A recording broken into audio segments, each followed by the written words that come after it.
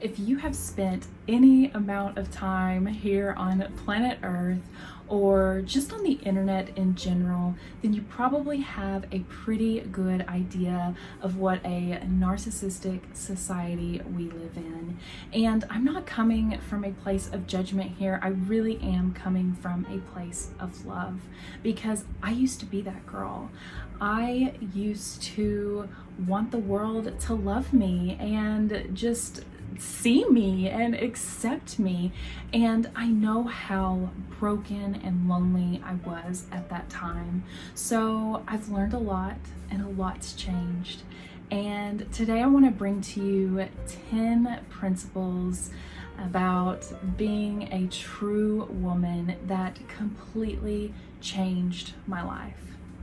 So what are those characteristics? Number 1, she's consistent. She's the exact same person at home as she is out in public. So she's not this like happy-go-lucky person in public and is really kind to everybody and pulls off this like certain fake persona, and then goes home and talks poorly about people and gossips about them and slanders people's name. She doesn't do that. She's the exact same person. Number 2, she doesn't glorify her body or her appearance.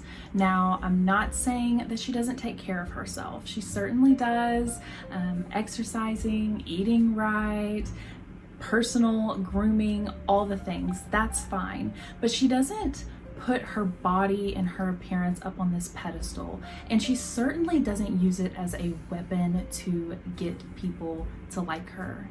She's more focused on her heart, how people perceive her and her heart, and that is her main goal.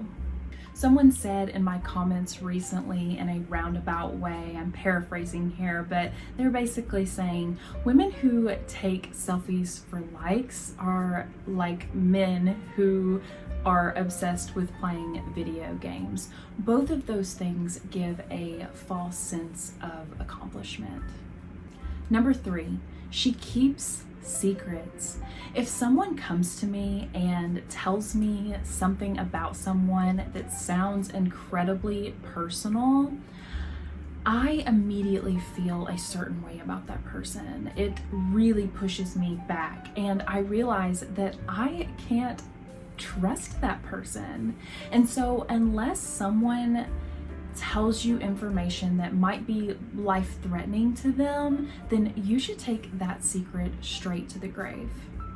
She also doesn't try to manipulate people or situations to get her way. She doesn't have to lie to make life go her way. She doesn't want to, she doesn't like to. In fact, the very idea of manipulating people feels disgusting to her.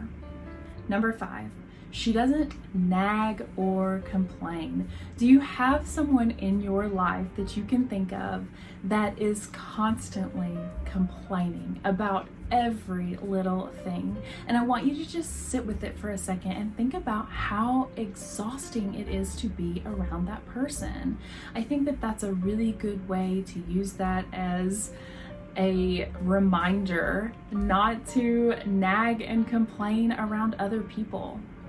Number 6, she has a meek and quiet spirit. And that does not mean that she has a muzzle, and it doesn't mean that she doesn't speak her mind.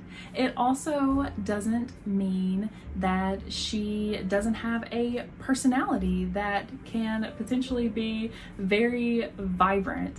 It simply means that she has her strengths under complete control. She also doesn't glorify her career or boss babe culture.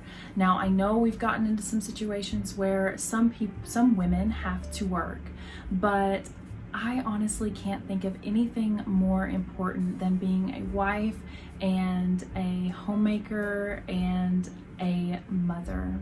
When it comes to our children, you know, we can raise them and they can turn out to be millionaires or billionaires, but at the end of the the day or the end of their life, if they don't know Jesus, then what have we really done?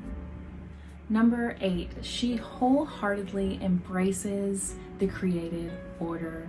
And that means that God made the male first and then the female. Of course, she knows her worth. She knows her value. She knows that there is neither male nor female when it comes to Christ.